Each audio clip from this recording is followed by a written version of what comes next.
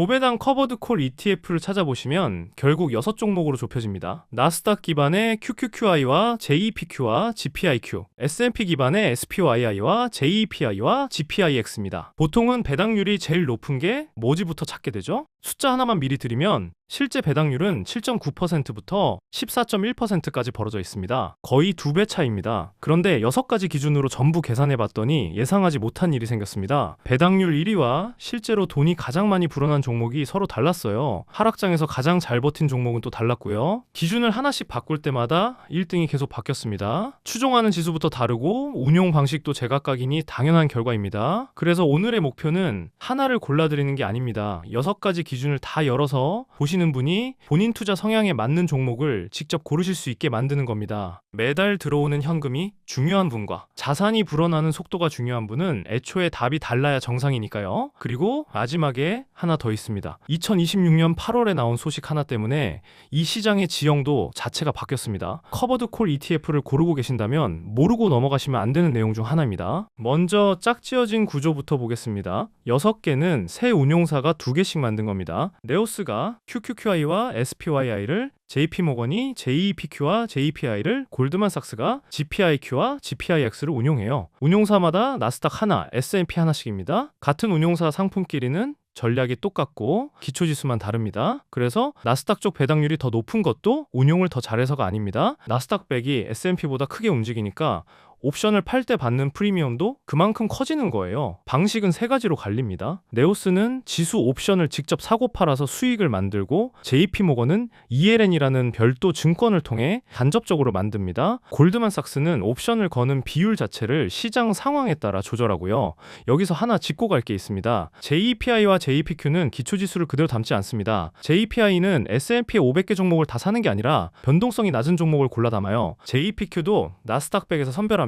지수를 따라가는 게 목표가 아니라 출렁임을 줄이면서 꾸준한 현금 흐름을 만드는 게 목표인 상품이에요. 이게 뒤에 나올 숫자들을 설명하는 열쇠가 됩니다. 첫 번째 짝은 네오스의 QQQI와 SPYI입니다. SPYI가 2022년 8월에 먼저 나왔고 QQQI가 2024년 1월 말에 나왔습니다. 상장 이후 연평균 수익률은 QQQI가 약 19.2%, SPYI가 약 15.4%입니다. 상장일이 다르니 둘을 맞대놓고 비교하는 숫자가 아니라 각자 쌓아온 성적표를 보는 숫자입니다. 이 두 종목의 정체성은 배당입니다. 최근 12개월 평균 배당금이 QQQI는 0.6374달러, SPYI는 0.5278달러입니다. 이걸 12달치로 환산하면 QQQI가 14.1%, SPYI가 11.8%예요. 나스닥형 1위와 S&P 500형 1위를 네오스가 다 가져갔습니다. 그런데 배당 크기보다 더 눈에 띄는 게 있습니다. 매달 나오는 금액이 거의 흔들리지 않아요. QQQI는 지난 12달 최저 0.6089달러, 최고 0.6589달러였습니다. 5센트 안에서 움직였어요. SPYI는 더합니다. 0.5104달러에서 0.5423달러 사이였고요. 목표 분배 수준을 정해두고 거기 맞춰 운영하기 때문입니다. 매달 들어오는 돈으로 생활비를 계획하신다면 굉장히 큰 장점이에요. 배당 ETF를 사는 이유 자체가 예측 가능한 현금 흐름이잖아요. 대신 값을 치릅니다. 운용 보수가 0.68%로 6 중 가장 높아요. 두 번째 짝은 JP모건의 JEPQ와 JEPI입니다. 이쪽 무기는 시간과 덩치예요. JEPI가 2020년 5월, JEPQ가 2022년 5월에 나왔으니 가장 오래됐습니다. 검증받은 기간이 길다는 건 그 자체로 값어치가 있습니다. 규모도 1위예요. JEPI가 465억 달러, JEPQ가 414억 달러예요. 다만 지금 시점의 이야기예요. QQQI만 해도 상장 2년 반 만에 140억 달러까지 올라왔고 최근 1년 유입이 90억 달러가 넘습니다. 운용 보수는 0.35%로 절반입니다. 배당은 JEPQ가 12개월 평균 0.5436달러로 10.9%, JEPI가 0.3817달러로 7.9%예요. 상장 이후 연평균은 JEPQ 약 15.8%, JEPI 약 11.5%입니다. 다만 이 둘은 2020년과 2022년에 나와서 하락장을 통과한 기간이 통째로 들어가 있어요. 시작점이 다르니 다른 종목과 비교하시면 안 됩니다. JEPQ는 매달 금액이 꽤 출렁입니다. 지난 12달 중 가장 적은 달이 0.44195달러, 가장 많은 달이 0.70497달러였어요. 1.6배 차이로 6중 편차가 가장 큽니다. ELN 구조라 시장 변동성이 커지면 프리미엄도 같이 커지기 때문입니다. 매달 고정 금액을 뽑아 쓰셔야 하면 불편하지만 시장이 흔들릴 때 받는 돈이 늘어난다는 뜻이기도 하죠. JEPI는 배당률이 7.9%로 가장 낮은 대신 변동성이 낮은 종목만 골라 담습니다. 이게 왜 중요한지는 잠시 뒤에 숫자로 보시게 됩니다. 세 번째 짝은 골드만삭스의 GPIQ와 GPIX입니다. 둘 다 2023년 10월 24일 상장했고 규모는 6 중 가장 작아요. GPIQ 54억, GPIX 55억 달러 수준입니다. 배당률도 계열 내 최저고요.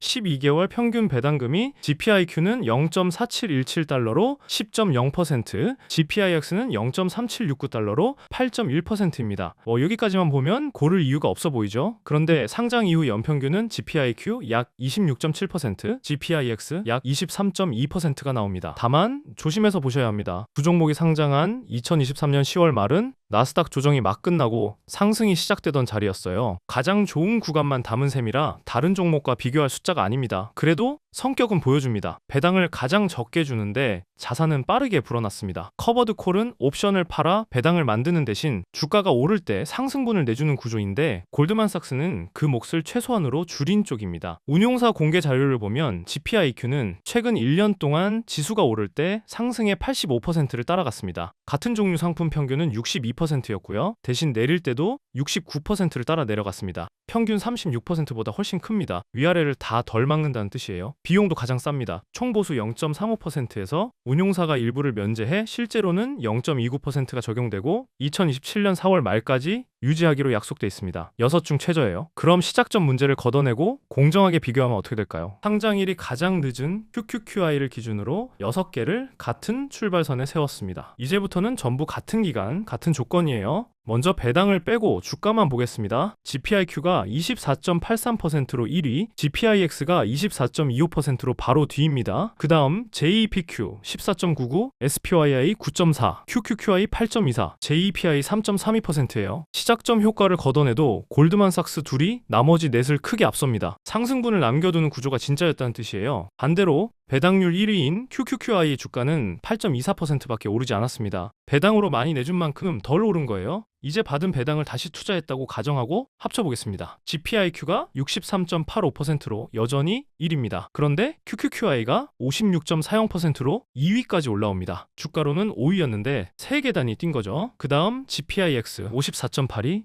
JEPQ 52.15, SPYI 49.57, JEPI 26.61%입니다. 두 표를 나란히 놓으면 성격이 그대로 보입니다. 늘어난 자산 중 배당이 만든 몫을 보면 QQQI 85%, SPYI 81%인데 GPIQ는 61%, GPIX는 56%예요. 6개 다 배당이 절반 이상을 만드는 건 같지만 골드만삭스 둘은 주가가 만든 몫이 확실히 큽니다. 그리고 S&P 기반인 GPIX가 나스닥백 기반인 JEPQ를 두 표에서 모두 앞질렀습니다. 어떤 지수를 담느냐보다 어떻게 운용하느냐가 결과를 뒤집을 수 있다는 뜻이에요. 이번엔 떨어질 때입니다. 2025년 관세 이슈로 시장이 크게 흔들렸던 구간인데 6개가 모두 상장한 뒤로 가장 큰 하락이었어요. 배당은 빼고 주가만 장중 기준 최대 낙폭입니다. JEPI가 마이너스 17.9%로 가장 적게 빠졌습니다. 그 다음 SPYI 21.2, GPIX 21.3, JEPQ 24.2, QQQI 24.4, GPIQ 24.9% 순이에요. 여기서 하나 발견하게 됩니다. 나스닥형 셋을 보세요. 24.2, 24.4, 24.9로 차이가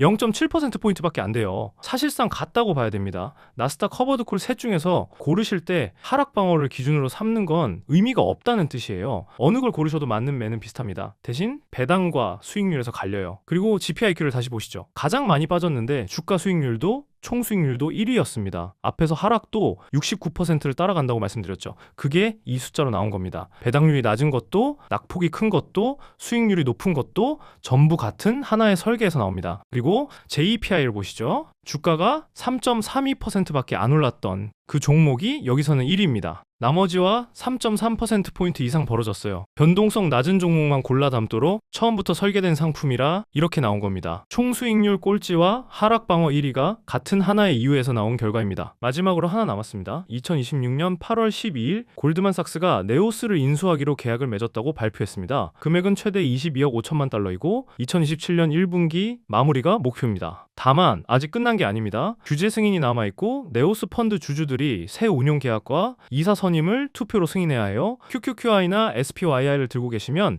이 안건이 직접 오게 됩니다. 거래가 예정대로 마무리되면 QQQI와 SPYI, GPIQ와 GPIX가 전부 골드만삭스 소속이 되는 거예요. 남는 건 JP모건의 JPQ와 JPI 둘뿐입니다. 새 운용사를 비교하면서 시작했는데 두 진영으로 좁혀지는 셈입니다. 네오스는 2022년에 만들어진 신생 운용사였죠. 회사가 어리다는 점을 권려하시는 분들이 있었는데 그 부분은 해소되는 방향입니다. 골드만삭스는 규모와 자원을 제공하면서 고유의 철학은 보존하는 것을 지향한다고 밝혔고, 공동 창업자 두 사람은 거래가 끝나면 골드만삭스 자산운용에 파트너로 합류합니다. 운용자산 300억 달러가 더해지면 골드만삭스의 액티브 ETF만 800억 달러 규모가 됩니다. 자, 6가지 기준을 정리해 보겠습니다. 배당률 1위는 QQQI, 배당 편차 안정성 1위는 SPYI, 주가 수익률과 총 수익률 1위는 GPIQ, 하락 방어 1위는 JEPI, 운용 규모는 JEPI와 JEPQ가 압도적이고 운용 보수 최저는 GPIQ와 GPIX입니다. 그래서 이렇게 나누시면 됩니다. 매달 높고 일정한 배당금을 원하신다면 QQQI입니다. 주가 성장에 우선순위를 두신다면 GPIQ고요. S&P 추종으로 조금 더 안정적으로 가고 싶으시면 SPYI와 GPIX입니다. JEPQ와 JEPI는 최신 세대 방식과 달라 숫자가 상대적으로 낮아 보일 수 있는데 가장 오래 검증받았다는 건 이 둘만 가진 강점입니다. 하나만 덧붙이겠습니다. 이 상품들은 다른 성격의 자산과 짝을 지을 때 제 역할을 합니다. 변동성이 큰 성장형 종목을 들고 계시다면 배당률이 높은 쪽이 맞습니다. 주가가 흔들려도 매달 현금이 들어와서 버틸 수 있게 해주니까요. QQQI나 SPYI가 그 자리입니다. 반대로 주가가 안정적인 자산 위주라면 성장률이 높은 쪽이 낫습니다. 안정성은 이미 확보돼 있으니 총수익을 끌어올리는 역할을 맡기는 거죠. 나스닥 변동성 자체가 부담되신다면 SPYI, JEPI 쪽입니다. 오늘 확인하신 숫자를 정리하면 이렇습니다. 배당률은 7.9%에서 14.1%까지 벌어져 있고, 배당금은 매달 거의 일정한 종목이 있는가 하면 1.6배까지 출렁이는 종목도 있었습니다. 총수익률 1위는 배당률 1위가 아니었고, 나스닥 기반 세세 하락 방어력은 사실상 같았습니다. 고르실 땐 배당률과 배당금 편차, 주가 수익률과 총수익률, 최대 낙폭, 운용사와 규모까지 6가지를 다 보셔야 합니다. 6개 다 각자의 이유가 있으니 포트폴리오에 맞는 상품을 고르는 게 순서입니다. 객관적인 투자 전략을 공유드리고 있으니 알림 설정하시고 다음 영상도 바로 확인해보세요. 감사합니다.